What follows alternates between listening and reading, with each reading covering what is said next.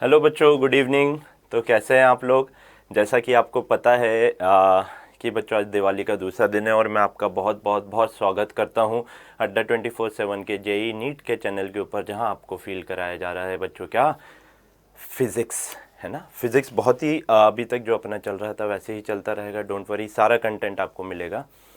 तो हमने last class में electric field due to continuous charge distribution देखा था।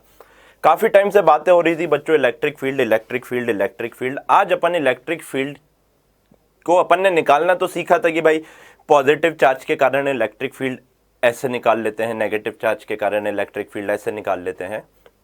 आज अपन इलेक्ट्रिक फील्ड के बारे में पढ़ेंगे, इलेक्ट्रिक फील्ड लाइंस के बारे में पढ़ेंगे, जिससे अपने को इलेक्ट्रिक फील्ड की जानकारी मिलेगी, है ना।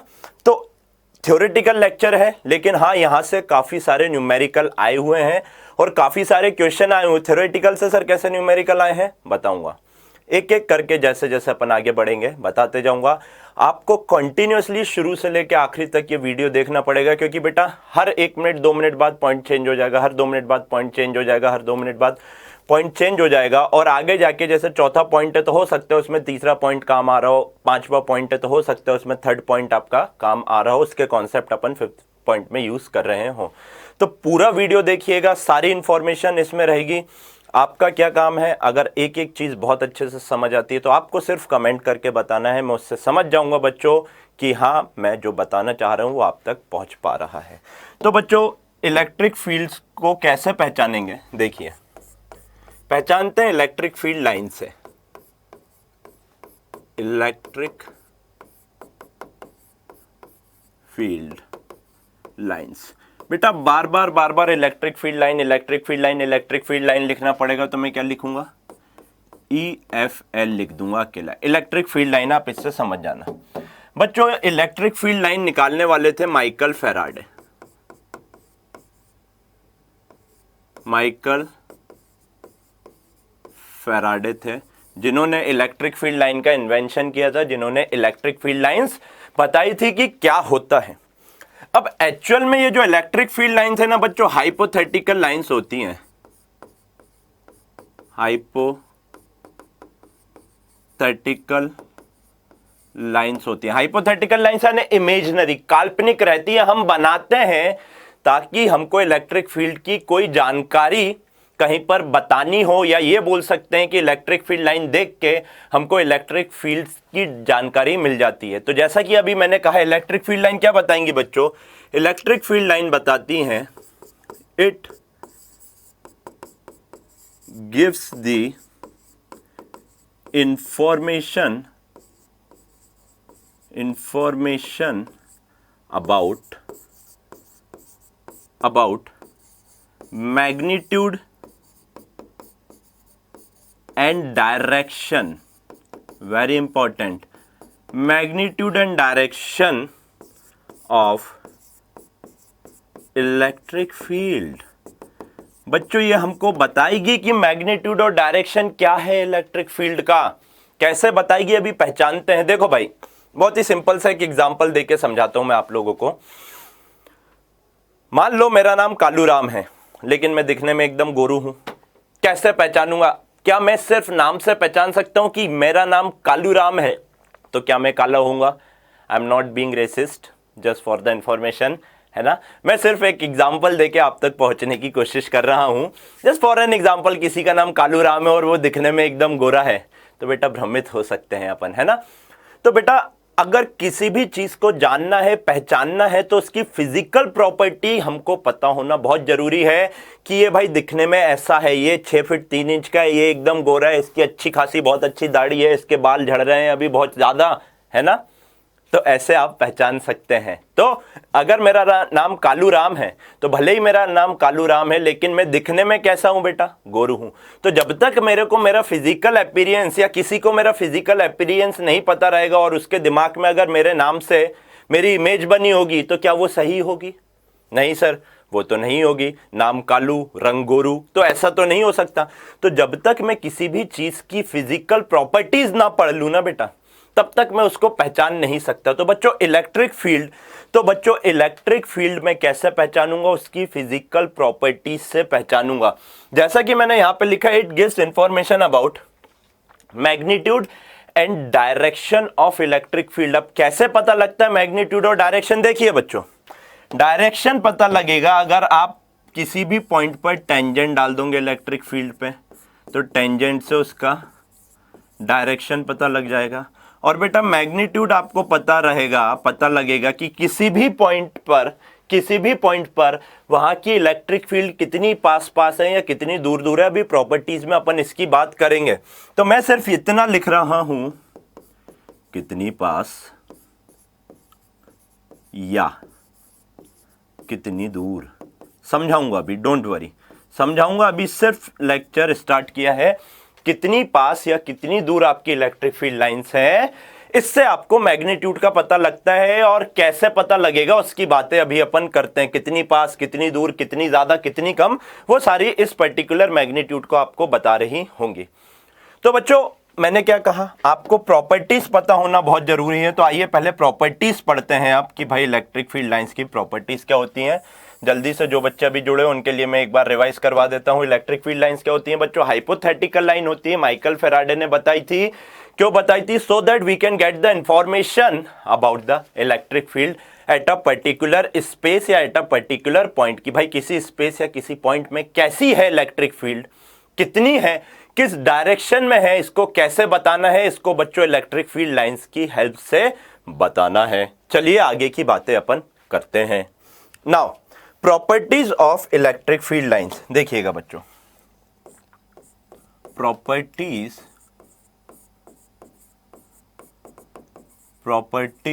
ऑफ इलेक्ट्रिक फील्ड लाइंस में फिर बोल रहा हूं मैं, शॉर्ट में लिखूंगा EFL बार बार आएगा। चलिए तो बेटा just a second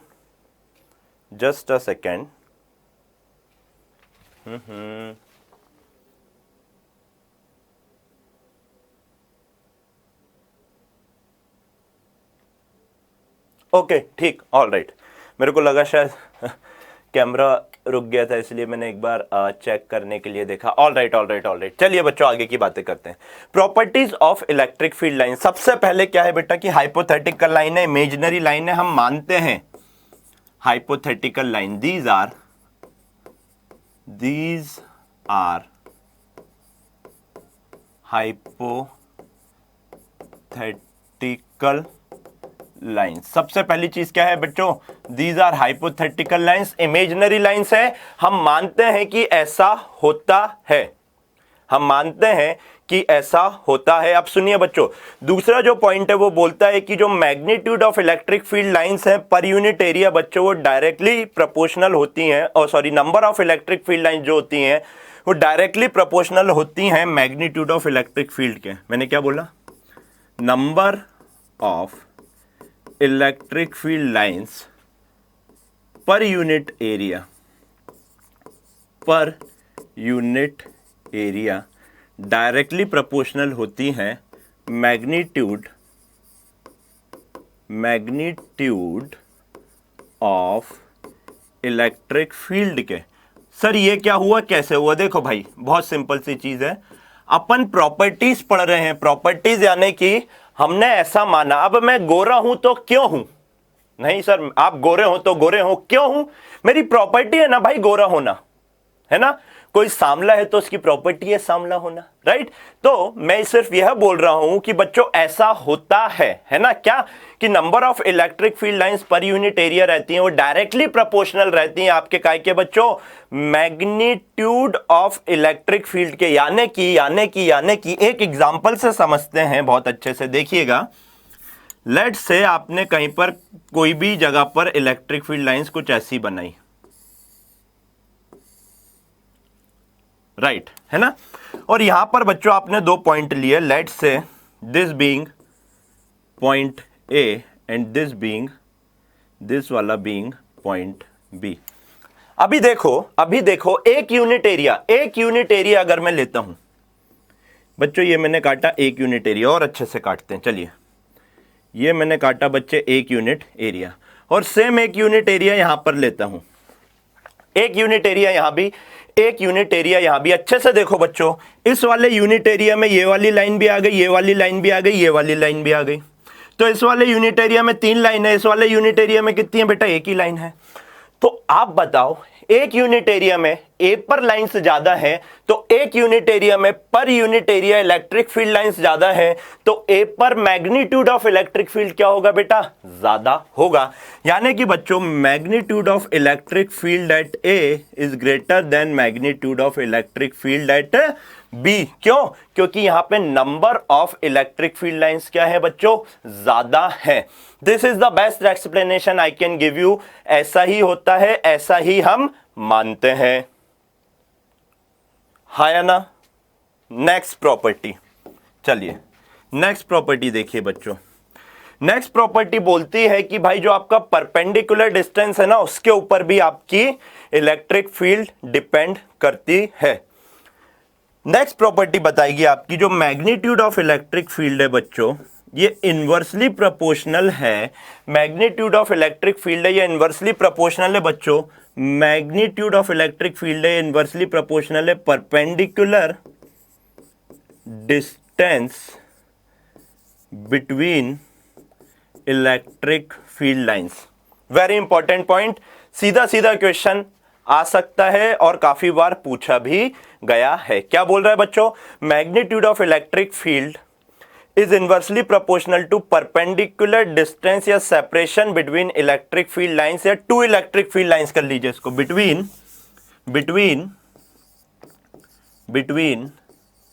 to electric field lines. जितना ज्यादा परपेंडिकुलर डिस्टेंस होगा, उतनी ही कम इलेक्ट्रिक फील्ड उस पर्टिकुलर पॉइंट पर होगी।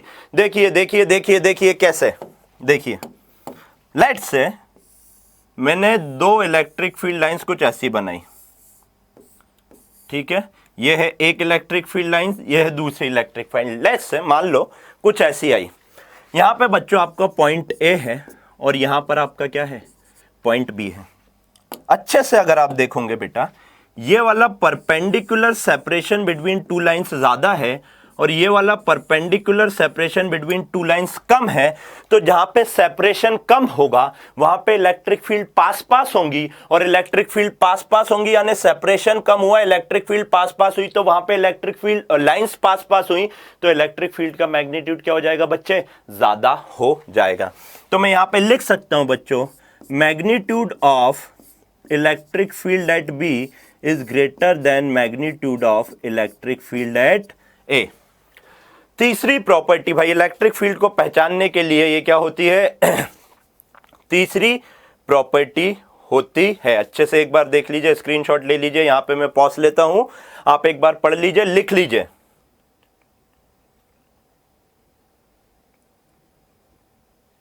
चलिए नेक्स्ट पॉइंट बच्चों, next point 3 I am sure clear हो गए होंगे। पहला बताता है हाइपोथेटिकल पॉइंट है, दूसरा बताता है जितनी पास पास रहेंगी उतनी ज्यादा इलेक्ट्रिक फील्ड रहेगी, और अच्छे से देखिए तीसरा पॉइंट भी कहीं ना कहीं यही बता रहा है, जितनी पास पास रहेगी पर यूनिट एरिया में उतनी ज्यादा इलेक्ट्रिक फील्ड लाइंस रहेंगी, हाँ या ना?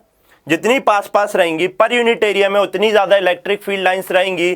तो जहां पे ज्यादा इलेक्ट्रिक फील्ड लाइंस रहेंगी, यानी जहां पे कम एरिया में ज्यादा लाइन रहेंगी, वहां पर इलेक्ट्रिक फील्ड भी ज्यादा होगी। तो दूसरे और तीसरे एक दूसरे से क्या है बेटा? एनालॉजी में कनेक्टेड है। आप देख सकते हैं यहां पे मैंने कहा था, हो सकता है कि आपके ऊपर वाले पॉइंट नीचे वाले पॉइंट में क्या हो जाए बच्चों? काम आते रहे। चलिए नेक्स्ट पॉइंट बच्चों, फोर्थ प्रॉपर्टी बोलती है कि tangent at a given point,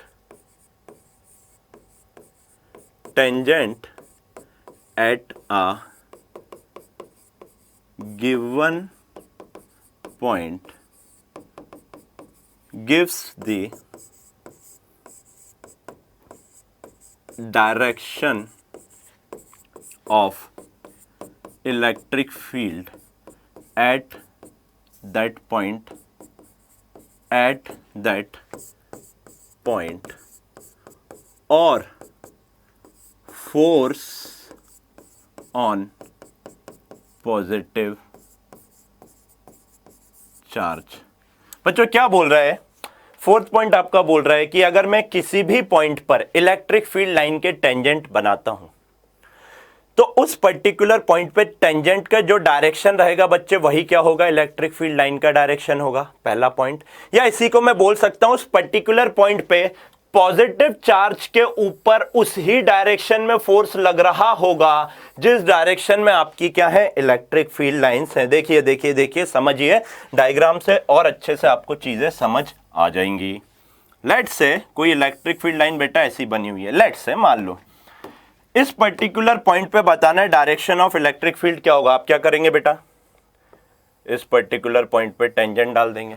यहां पे बताना है डायरेक्शन ऑफ इलेक्ट्रिक फील्ड क्या होगा, यहाँ पे टेंजेंट डाल देंगे। यहाँ पे बताना डायरेक्शन ऑफ इलेक्ट्रिक फील्ड होगा, यहाँ पे टेंजेंट डाल देंगे। हाँ है ना सर, टेंजेंट कैसे डालते हैं बेटा, टेंजेंट हमेशा पॉइंट के लिए डिफाइन होती है। पॉइंट पर ऐसी लाइन जो कि सिर्फ और सिर्फ इस कर्व के ऊपर इस पॉइंट को टच करती हुई जाए, उसको मैं क्या बोल देता हूं बेटा, उसको मैं बोल देता हूं टेंजेंट, है ना।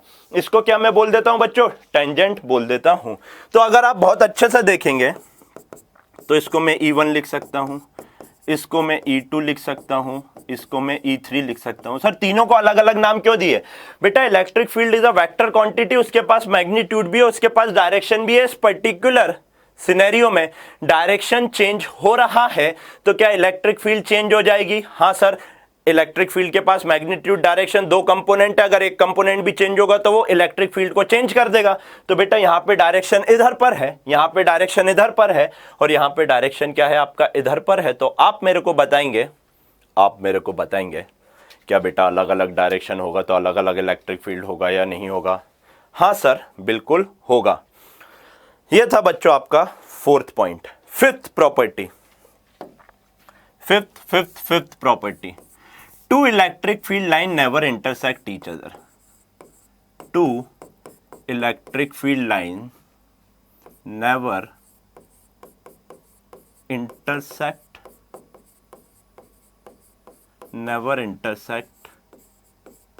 each other. If they do, then there will be two direction of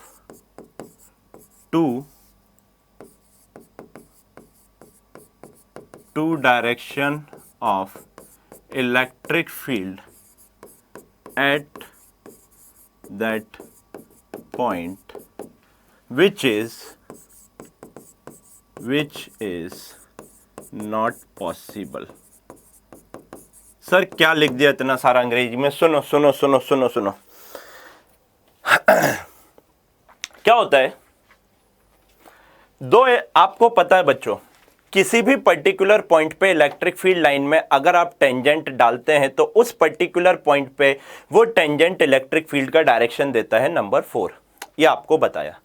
अगर दो इलेक्ट्रिक फील्ड लाइन बेटा आपकी इंटरसेक्ट होती हैं, देखो देखो देखो, अगर दो इलेक्ट्रिक फील्ड लाइन आपकी लाइट से इंटरसेक्ट होती है, एक है इलेक्ट्रिक फील्ड लाइन ये, एक है इलेक्ट्रिक फील्ड लाइन है, अच्छे से देखना बच्चे, इस पर्टिकुलर पॉइंट पे दो टेंजेंट हो जाएंगी, एक इस वाले कर्व की, एक इस वाले कर्व की, डाल के बताते हैं। ये देखिए, एक टेंजेंट हो जाएगी ये और दूसरी टेंजेंट हो जाएगी ये वाली, हाँ या ना, दो टेंजेंट हो गई। यानी कि बच्चे एक ही पॉइंट पे दो इलेक्ट्रिक फील्ड क्यों अलग अलग डायरेक्शन की है, भले ही मैग्नीट्यूड सेम है, डायरेक्शन तो चेंज हो गया और डायरेक्शन चेंज हो गया तो इलेक्ट्रिक फील्ड चेंज हो जाएगी, ये आपको पता है।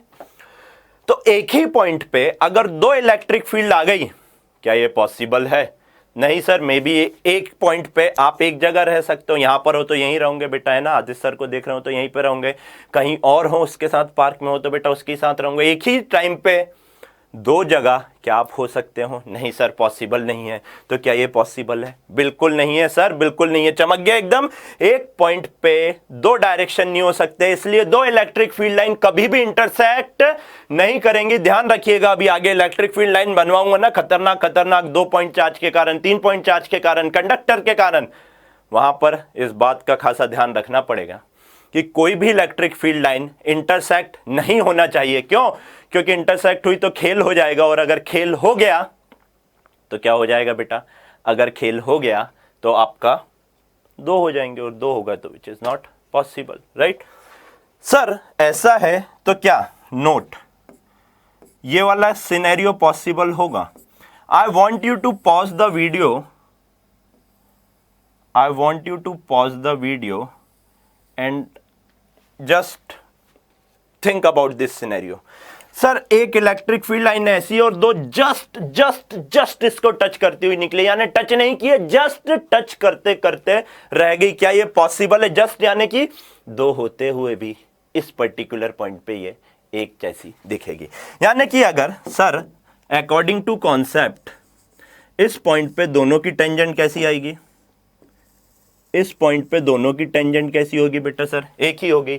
अगर दोनों की टेंजेंट एक ही होगी तो सोचो क्या ये केस पॉसिबल है? I want you to pause the video, comment down below so that I can see how many of you think in a right direction. Now the answer is no, it is not possible. भले ही एक tangent है लेकिन ये possible नहीं है। Sir ऐसा कैसे? सोचो, इलेक्ट्रिक फील्ड होती है, इलेक्ट्रिक फील्ड होती है आपकी के क्यू बाय आर स्क्वायर, है ना, के क्यू बाय आर स्क्वायर। ये आर क्या बच्चे?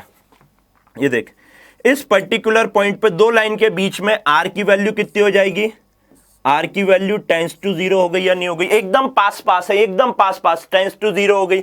अगर आर की वैल्यू टेंस टू 0 हो गई तो electric field tends to infinite हो गई, और अगर इनफाइनाइट हो गई तो नॉट डिफाइन हुई या नहीं हुई? हाँ या ना? हाँ या ना? बेटा इट इज नॉट डिफाइन, ये सिनेरियो ही डिफाइन नहीं है, ऐसा हो ही नहीं सकता। क्यों?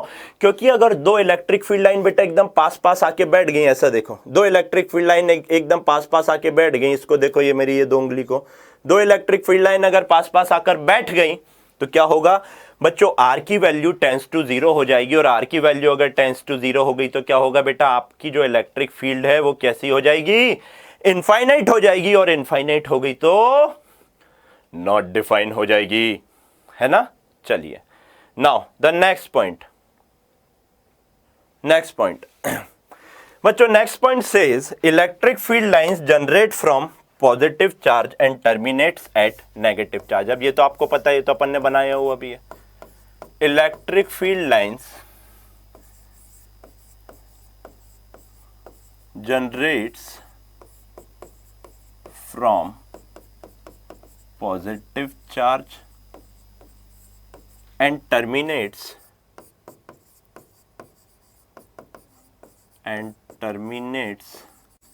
at negative charge। क्या बोल रहे हैं भैया? लेखक बोलते हैं कि अगर आपका एक पॉजिटिव चार्ज है तो इसकी जो इलेक्ट्रिक फील्ड लाइंस बनेंगी बच्चों, कैसी बनेंगी?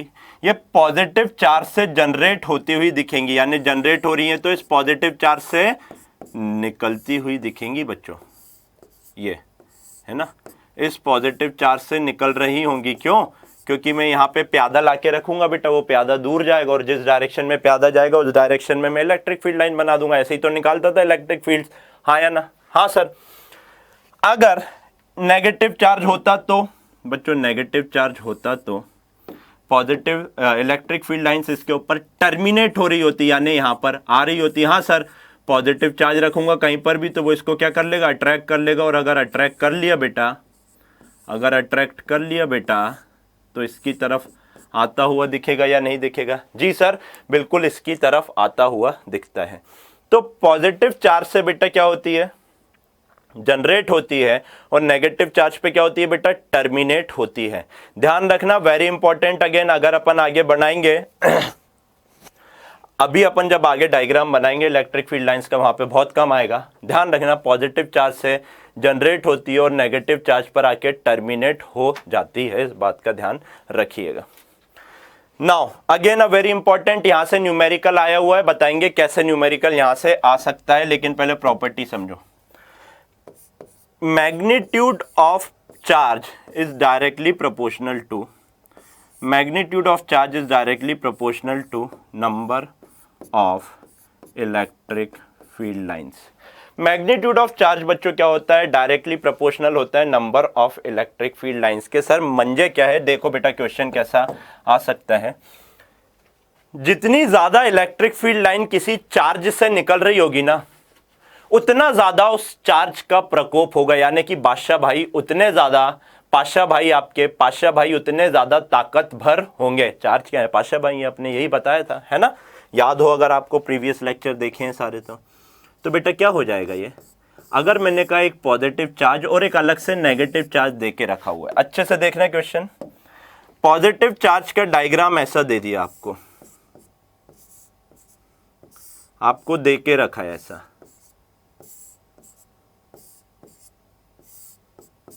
ठीक है, और नेगेटिव चार्ज का डायग्राम ऐसा दे के रखा हुआ है। आपसे बोला है क्वेश्चन में कि magnitude of Q1 divided by magnitude of Q2 बताइए, this one being your charge 1 and this one being your charge 2। I want you to pause the video and comment down below the answer. यहां से देखकर आपको बताना है magnitude of charge 1 upon magnitude of charge 2 का ratio क्या होगा। सोचो सोचो सोचो, ऊपर वाला पॉइंट पढ़ो बेटा, क्या बोल के रखा है, magnitude of charge is directly proportional to number of electric field line, यानी कि जितनी ज्यादा इलेक्ट्रिक फील्ड लाइन होंगी उतना ज्यादा मैग्नीट्यूड होगा। इसमें गिनना चालू करो बेटा, 1 2 3 4 5 6 7 8, 8 इलेक्ट्रिक फील्ड लाइन है। और बच्चों अगर यहाँ पे 8 इलेक्ट्रिक फील्ड लाइन है तो बेटा फर्स्ट का मैग्नीट्यूड कितना हो जाएगा, 8 हो जाएगा। हाँ सर, मैग्नीट्यूड 8 हो जाएगा। इसमें कितनी इलेक्ट्रिक फील्ड लाइन है, 1 2 3 4, अगर इसमें 4 इलेक्ट्रिक फील्ड लाइन है तो डिवाइडेड बाय 4, तो your answer will come out to be 2। So magnitude of charge 1 upon magnitude of charge 2 will come out to be 2। इस टाइप का छोटू सा न्यूमेरिकल आपको क्या कर सकता है बच्चों, दे सकता है। देख लीजिए एक बार, कोई भी प्रॉब्लम हो you can always comment down below. चलिए next property, electric field lines are continuous curve in free space. Electric field lines are continuous curve in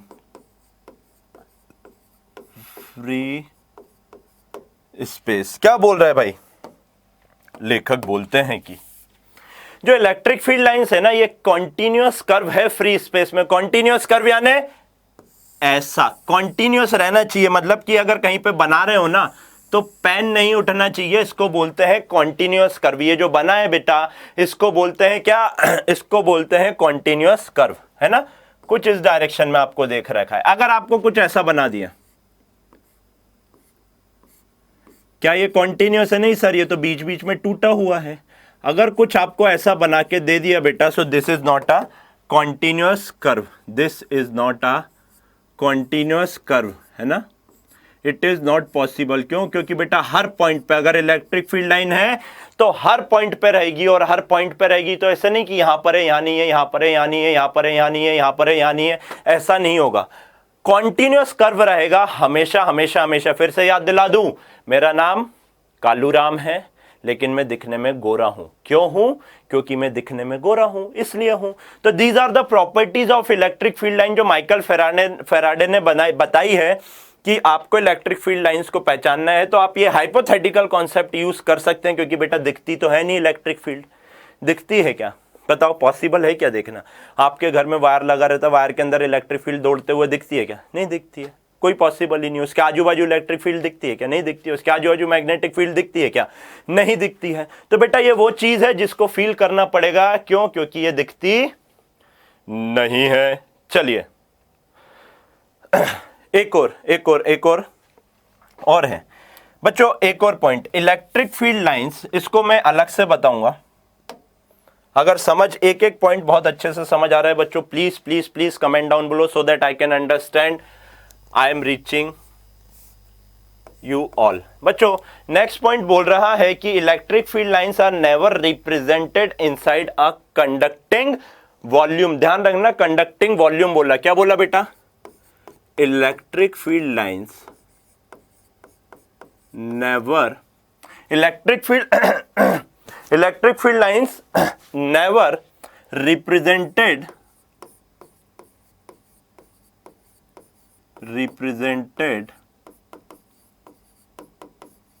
inside a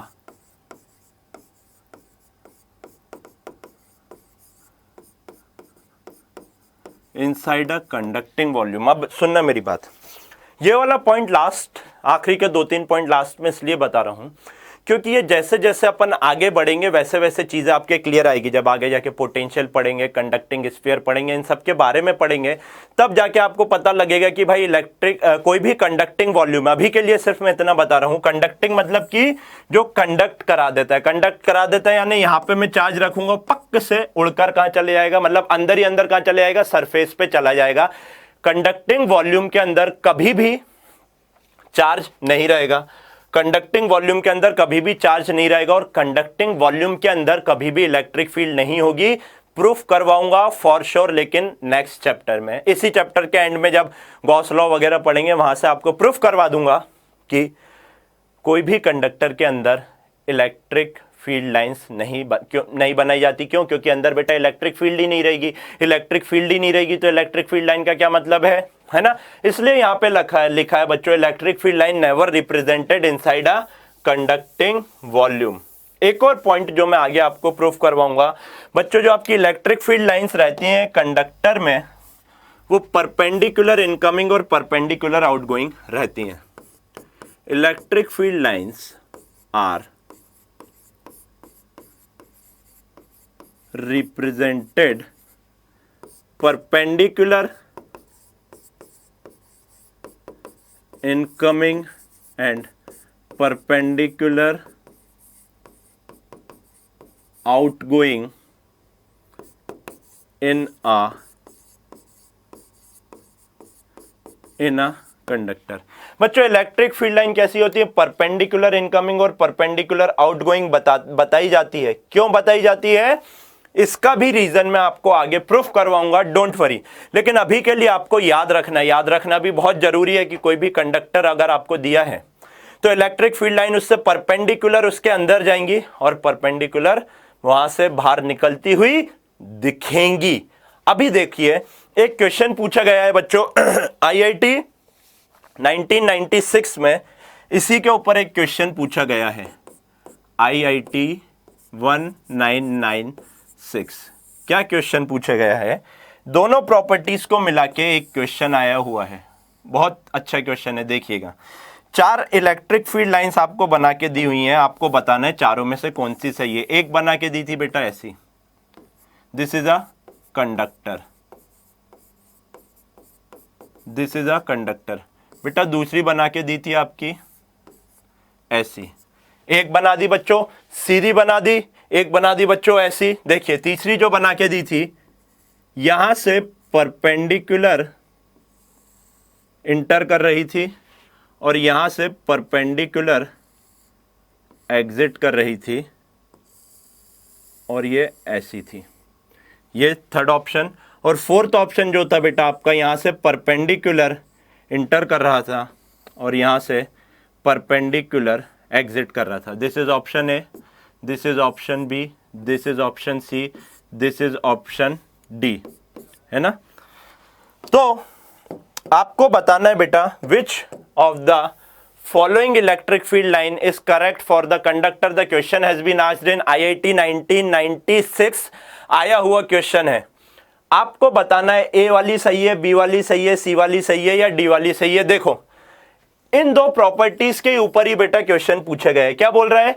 electric field line never represented inside a conducting volume.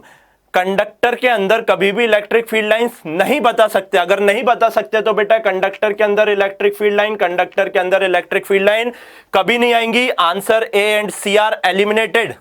देखिए conductor के अंदर electric field line कभी भी represent नहीं की जाती है क्योंकि कंडक्टर के अंदर इलेक्ट्रिक फील्ड नहीं होती है, और अगर इलेक्ट्रिक फील्ड नहीं होती है बेटा तो इलेक्ट्रिक फील्ड लाइन कहां से आएंगी, है ना।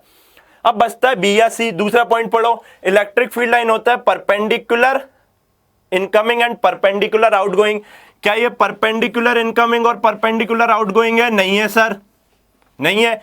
ये देख, ये है परपेंडिकुलर इनकमिंग। कोई भी स्फीयर से परपेंडिकुलर डालना है तो उसके ऊपर ऐसी लाइन आनी चाहिए, ऐसी लाइन। ये देख ऐसी खींची है या नहीं खींची है, ये देख ऐसी बताई है या नहीं बताई है ना।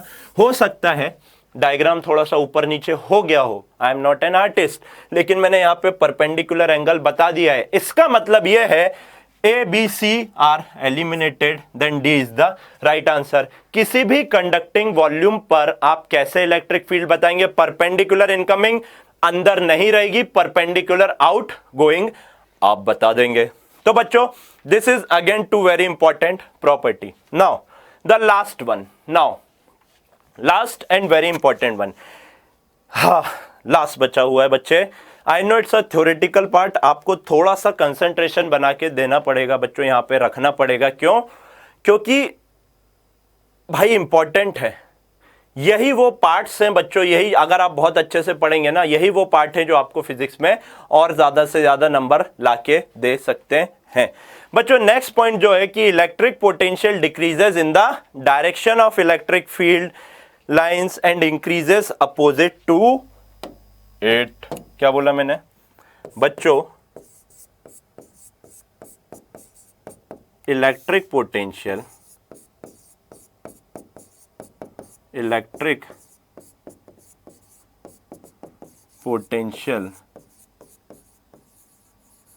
decreases in the direction of electric field lines and increases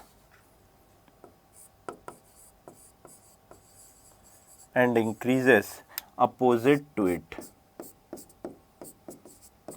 बच्चों, इलेक्ट्रिक फील्ड लाइंस के डायरेक्शन में जाओगे तो इलेक्ट्रिक पोटेंशियल डिक्रीज होता है, और इलेक्ट्रिक फील्ड लाइंस के अपोजिट डायरेक्शन में जाओगे तो इलेक्ट्रिक पोटेंशियल इंक्रीज होता है। फील देता हूं, डोंट वरी, पहले समझो, फील दूंगा, डोंट वरी, 100% फील आएगा इस पॉइंट का। तो और यही इसी पॉइंट के ऊपर बच्चे नेक्स्ट यूनिट में बहुत सारी बातें की जाएगी। देखिए, मैं यहां पे 2 पॉइंट ले रहा, 3 पॉइंट लेता हूं, मैं यहां पे 3 पॉइंट लेता हूं। Let's say this to be point A, let's say this to be point B, let's say this to be point C। क्या बोल रहा है ये पॉइंट? पहले समझो, और ऐसा क्यों होता है उसकी बात करेंगे, डोंट वरी, लेकिन पहले समझो क्या बोल रहा है।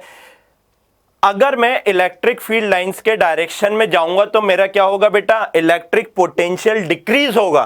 तो पोटेंशियल को बच्चों कैपिटल V से बताते हैं। इसका मतलब इलेक्ट्रिक फील्ड लाइन के डायरेक्शन में जा रहा हूं, इलेक्ट्रिक फील्ड लाइन के डायरेक्शन में जा रहा हूं, पॉइंट C बाद में आ रहा है, पॉइंट ए पहले आ रहा है। लाइन के डायरेक्शन में जाने से पोटेंशियल डिक्रीज होता है, यानी ए का पोटेंशियल ज्यादा होगा और सी का पोटेंशियल कम होगा या नहीं होगा? यानी ए का पोटेंशियल ज्यादा है और सी का क्या है बेटा? कम है। अच्छा, बी और सी सेम लाइन पर है, बी और सी सेम लाइन पर है, तो एक बात बताओ, बी और सी का पोटेंशियल सेम होगा या नहीं होगा? हाँ सर, क्योंकि ये कैसे हैं बच्चों? सेम लाइन पर है। देखो ना, आगे जा रहे हैं ना पीछे जा रहे हैं, ये इसी लाइन के ऊपर है। अब देखो ऐसा क्यों होता है बच्चों? पोटेंशियल को समझना है ना, तो मैं हमेशा एक एग्जांपल से समझाता हूं। पोटेंशियल, जब भी कोई भी चीज फ्लो होती है ना, तो वो हमेशा हायर पोटेंशियल से लोअर पोटेंशियल होती है। जस्ट फॉर एन एग्जांपल, मैंने इस पेन को यहां से उठाया, इसकी पोटेंशियल एनर्जी बढ़ गई। अब अगर मैं इसको छोड़ूंगा तो वापस नीचे आया। देख, हायर पोटेंशियल से लोअर पोटेंशियल गया या नहीं गया? हाँ या ना? जस्ट फॉर एन एग्जांपल मैंने समझाया, और यही सत्य है, यही तथ्य है। देखिए फिर से, ये एक पेन है, ये एक पेन है, मैंने इसको क्या किया? इसके धरातल से उठा के ऊपर लेकर गया, अब छोड़ दिया बेटा, तो ये नीचे ही क्यों आया? क्योंकि यहां पर हायर पोटेंशियल था, यहां पर लोअर पोटेंशियल था। कोई भी चीज फ्लो होगी हमेशा हायर पोटेंशियल से लोअर पोटेंशियल फ्लो होगी। मैंने बैलून में हवा भरी और उसको दबा दिया, हवा जब मैंने दबाया तो अंदर से बाहर ही क्यों आई? बाहर से अंदर क्यों नहीं गई? क्योंकि अंदर पोटेंशियल ज्यादा था बैलून का, बाहर पोटेंशियल कम था, इसलिए अंदर से बाहर आई। हाँ या ना? तो बेटा, अगर इलेक्ट्रिक फील्ड लाइन फ्लो हो रही है, अगर इलेक्ट्रिक फील्ड लाइन फ्लो हो रही है, तो जरूर जिस डायरेक्शन में फ्लो हो रही है, वहां पर जहां से फ्लो हो रही है यहां पर पोटेंशियल ज्यादा होगा, और जहां को फ्लो हो रही है वहां पे पोटेंशियल कम होगा। जैसे कि पेन गिरा था हायर पोटेंशियल से लोअर पोटेंशियल, वैसे ही आपकी इलेक्ट्रिक फील्ड लाइंस बच्चों क्या होती हैं? हायर पोटेंशियल से लोअर पोटेंशियल में फ्लो होती है। सिर्फ फील देना था, नेक्स्ट चैप्टर में तो इसको बेटा प्रूफ भी कराएंगे, पोटेंशियल एनर्जी वगैरह सब निकलवा देंगे, डोंट वरी। तो बच्चों ये था आधा लेक्चर इलेक्ट्रिक फील्ड लाइंस के बारे में। ये था बेसिक लेक्चर। एडवांस लेक्चर जिसमें बहुत सारे क्वेश्चन, जिसमें आप बोल सकते हो बहुत सारी कॉन्सेप्ट और बहुत सारे प्रीवियस ईयर के क्वेश्चन और कंपटीशन वाइज लेवल की सारी चीज़ें। हालांकि ये भी कंपटीशन है, ये भी कंपटीशन है। बाकी ये वाला पॉइंट आप बोल सकते हो स्कूल वाला है, ये वाला स्कूल वाला है, ये वाला कंपटीशन के हिसाब से बहुत इंपॉर्टेंट है, स्कूल वाला और ये भी क्या हो जाएगा, स्कूल वाला, है ना। अभी बेसिक बनवाया, आपको हमेशा पता है मैं बच्चों कहाँ से चलता हूँ, हमेशा बेसिक से चलता हूँ और उसके बाद क्या करता हूँ, आगे जाता हूँ, है ना। तो आप इस बात का ध्यान रख सकते हैं। छोटी छोटी बातें और हैं, मैं आपको बता देता हूँ बच्चों। इफ़ यू आज का लेक्चर में जो बचा हुआ है, मतलब कि जो नेक्स्ट लेक्चर रहेगा उसमें अपन क्वेश्चंस करेंगे और हायर लेवल के क्वेश्चन करेंगे। छोटे मोटे क्वेश्चन नहीं, 3 चार्ज के कारण इलेक्ट्रिक फील्ड लाइंस बनाना है, 4 चार्ज के कारण इलेक्ट्रिक फील्ड लाइंस बनाना है। जस्ट फॉर योर इंफॉर्मेशन बच्चों, हमने पर्सनल मेंटरशिप बैचेस स्टार्ट कर चुके हैं। किन लोगों के लिए हैं ये बैचेस? उन बच्चों के लिए हैं जो मतलब जिनको हैंड होल्डिंग की ज़रूरत पड़ती है, जिनको समझाने की ज़रूरत पड़ती है, जिनको एक बार में चीज़ें समझ नहीं आती, जिनका माइंड शार्प है लेकिन उनकी लर्निंग स्लो होती है, ऐसे बच्चों को हैंड होल्डिंग की ज़रूरत पड़ती है। उन लोगों के लिए हमने क्या किया बेटा, एक अलग से पर्सनल मेंटरशिप बैचेस चालू किए हैं। मैं आपको उसकी डिटेल्स दे देता हूँ। बैचेस कैसे रहेंगे बच्चों? बैचेस मैं आपको बताता हूँ। 100 ज़्यादा बच्चे नहीं रहेंगे, सिर्फ 100, only 100 limited seats are there. उनकी पर्सनल हैंड होल्डिंग की जाएगी, उनकी ट्रैकिंग की जाएगी। पहले मैं आपको बता देता हूँ सारी चीज़ें, बैचेस कैसे ज्वाइन कर सकते हैं। आप अड्डा 24/7 की साइट पर जाइए। अड्डा 24/7 की साइट पर जाने के बाद बच्चों यहाँ पर आपका आ रहा होगा ऑल कोर्सेज। इसको करेंगे आप क्या बच्चे, सेलेक्ट। ऑल कोर्सेज को सेलेक्ट करेंगे, यहाँ पे आईआईटी और मेडिकल लिखा होगा, तो यहाँ पर आप जा सकते हैं बच्चों आईआईटी और मेडिकल में। यहाँ पे 2 ऑप्शन है बच्चों, एक जेई का बैच रहेगा और एक नीट का बैच रहेगा। 2 ऑप्शन है यहाँ पे। जैसे just for an example nits जाते हैं तो यहाँ पे आपको 4 बैच दिख रहे होंगे। मैं चारों की आपको डिटेल्स देता हूँ एक एक करके। देखिए बच्चों, ये वाला जो बैच है ये है आपका सारे सब्जेक्ट के लिए। इसमें नीट क्रैकर बैच है। इसमें आपको चारों सब्जेक्ट पढ़ाए जाएंगे, zoology, botany, physics and chemistry. Zoology botany that is biology by Amit sir, chemistry bye Ayushi ma'am and physics bye Aditya sir. इसका प्राइस आपको जैसे यहाँ पे 15,000 रुपये दिख रहा है, लेकिन इतना नहीं है, डोंट वरी, आप ऐसे यहाँ पर जा सकते हैं। मैं आपको बता रहा हूँ क्या करना। यहाँ पे एक ऑप्शन है बच्चों व्यू ऑफर का। व्यू ऑफर पे जाएंगे, ऐसी एक विंडो आपके पास ओपन होगी। यहाँ पे अपना ईमेल आईडी डालिएगा। लेट से मैंने कुछ भी डाला xyz@gmail.com, है ना। और यहाँ पे बच्चों आपको कोड इंटर करना है। ध्यान रखिएगा, कोड देख लीजिए जिससे आपको डिस्काउंट मिलेगा Y396 और आप अप्लाई कर देंगे बच्चों तो आप देख सकते हैं आपको यहाँ पे 35%। एक कोड 33% वाला है, इसको यूज नहीं करिएगा, आप ये वाला यूज करिएगा। Early 33 is for 33% and this particular code is for 35%, है ना। तो Y396 पे बच्चों आपको 35% का डिस्काउंट मिल जाएगा। और आप देख सकते हैं जो 15,000 का कोर्स था ये 9,700 का हो गया। 9,700 का कोर्स यानी less than 25 rupees per day. Less than 25 rupees per day में आपको तीनों क्लासेस मिलेंगी 1.5 घंटे की, है ना। मैं अब आपको बताता हूं और बैचेस। सर मेरे को पूरा टोटल बैच ज्वाइन नहीं करना, मेरे को सिर्फ आपसे फिजिक्स पढ़ना है, तो बेटा आप क्या कर सकते हैं, फिजिक्स स्पेशल बैच में जा सकते हैं, है ना। यहाँ पे स्टार्ट डेट 1 नवंबर लिखी हुई है, ये रजिस्ट्रेशन की स्टार्ट डेट थी, है ना। Batch will start from 15th। देखिए बच्चों 5,000 रुपए में आप पूरी फिजिक्स पढ़ सकते हैं। 320 घंटे की फिजिक्स है। 320 घंटे इतना ज्यादा क्यों रखवाया सर फिजिक्स को? बेटा इतना ज़्यादा इसलिए रखवाए क्योंकि फिजिक्स में बहुत सारे क्वेश्चंस अपने को प्रैक्टिस करने हैं और जितने ज़्यादा क्वेश्चन अपन प्रैक्टिस करेंगे उतना ज़्यादा परफेक्ट होंगे and that will require time, है ना। तो आप बच्चों यहाँ पे जाके फिजिक्स स्पेशल बैच ले सकते हैं। सेम 100% सेम आप ऐसा आईआईटी में भी कर सकते हैं। तो यहाँ पर सिर्फ फिजिक्स की क्लास आपको ज्वाइन करने मिलेगी और अगर आप पूरा करते हैं तो आपको पूरी क्लासेस ज्वाइन करने मिलेगी। तो बच्चों this is it from my side today. I hope you are safe. I hope आप और आपके घर वाले सेफ हैं। दिवाली में कभी कभी कुछ दिक्कतें हो जाती हैं, मैं बस आशा ये करूँगा आप और आपके घर वाले सेफ रहें। अपना ध्यान रखिए, अपने घर वालों का ध्यान रखिए। मैं आदित्य जैन आज आपसे अलविदा लेता हूं बच्चों। अभी तक आपने अड्डा 24/7 का जेईई नीट का चैनल सब्सक्राइब नहीं किया है तो कृपया करके सब्सक्राइब कर लीजिए। And thank you all for giving the love that you are. मैं देखता रहता हूँ बच्चों, आपके कमेंट आते रहते हैं और बहुत अच्छा लगता है, आप लोग इतने कमेंट करते हैं, इतने अच्छे से बताते हैं। And I really feel blessed कि यार चलो I am impacting some life, है ना। एटलीस्ट मैं कुछ लाइफ के ऊपर इम्पैक्ट कर पा रहा हूँ, है ना। तो बच्चों thank you for giving all the love. Thank you so very much. Good night, take care.